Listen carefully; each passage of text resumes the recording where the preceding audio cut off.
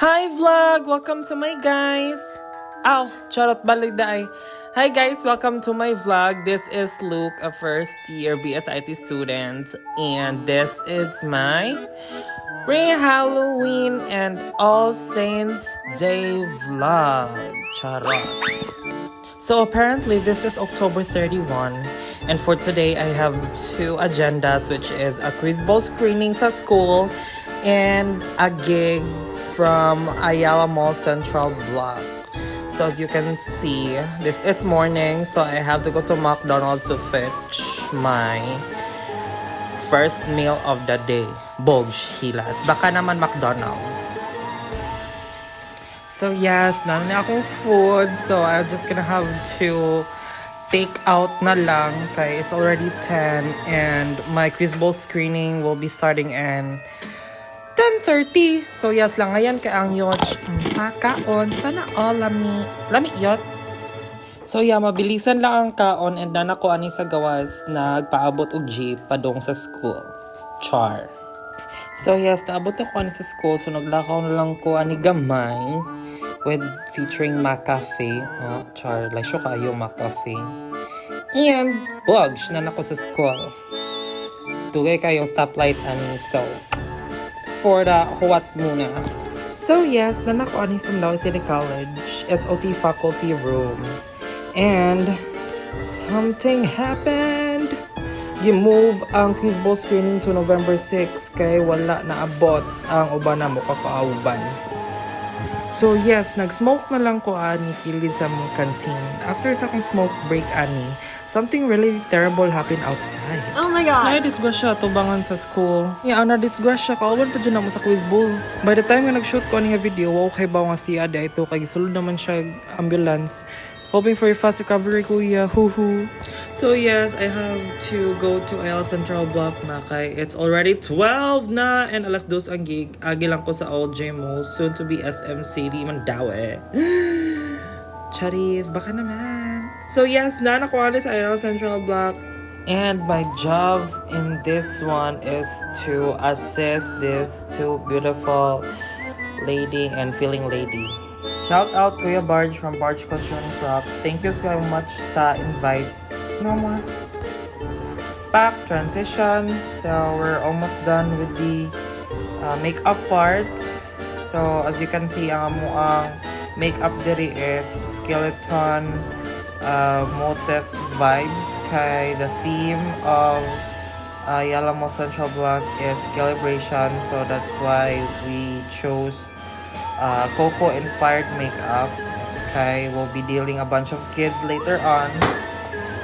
So this is the backstage na, and we are out. So as you can see, nara ko ani is kilid sa stage. Okay, mag for the assist ramang ko ani, and this is the official opening of the event of Ayala Mall Central Block. So as you can see, back sayo na mga for the first sons. And hi Kuya Barge. Sayo sa Kuya Barge, diba? So yes, there are a lot of kids na ni-appeal ani na event.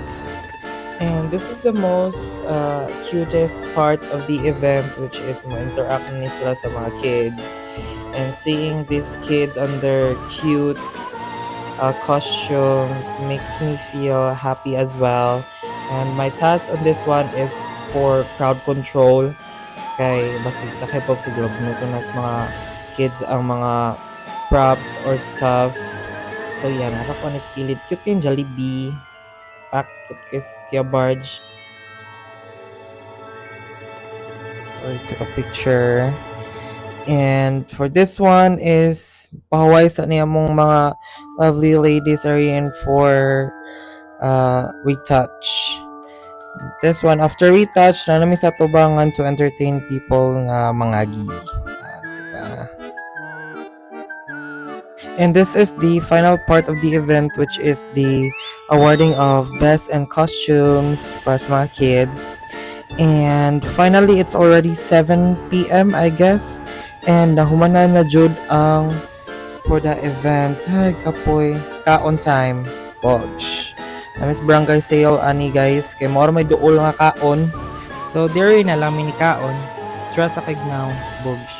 So mao to man mo kaon nang uli na mi padung kay gipangkapoy na ang mga tao. And we really did enjoy the event. So more to siya guys. Bye-bye. Ug manapod. So, this is my day 2. This is my November 1. So, na-late ko anig mata kay kapoy jud ko. And then, I realized nga it's already 11 na. Hoy, mata na yot. Mata na! And then, pag mata na ko, ang una yung nisugat sa akong mata kay ako mga sapatos.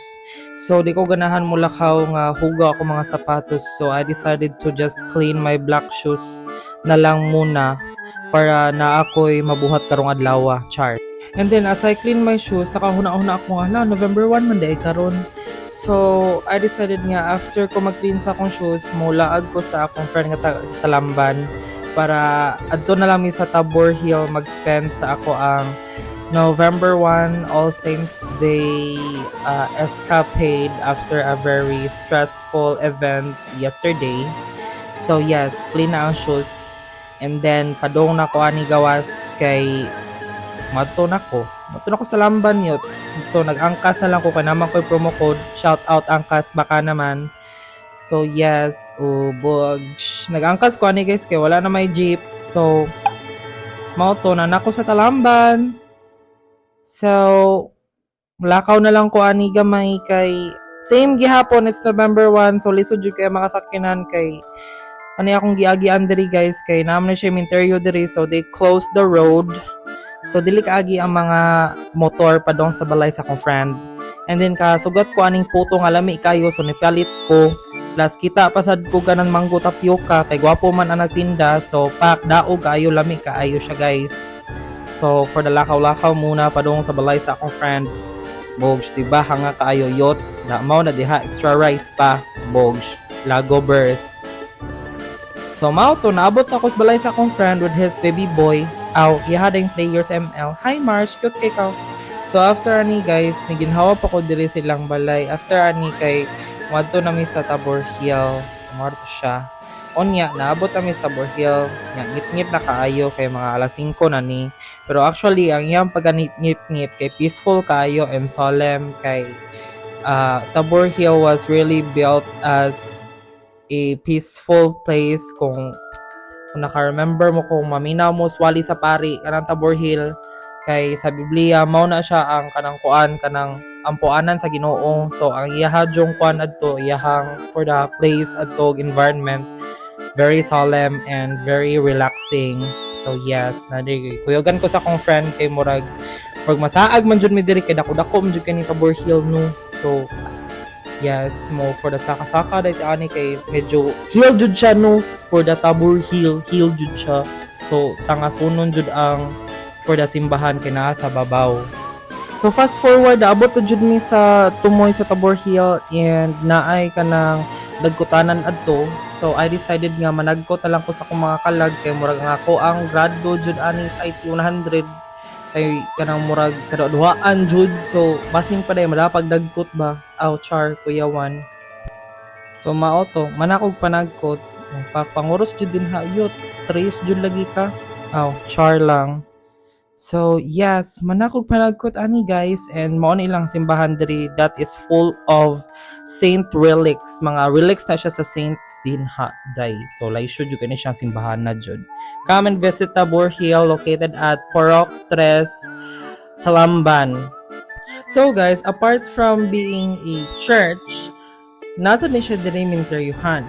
So it's a private cemetery sad but laisyo po diyang cemetery diri kay private gani so laisyo jud. And also this is not just a simbahan and a minteryuhan.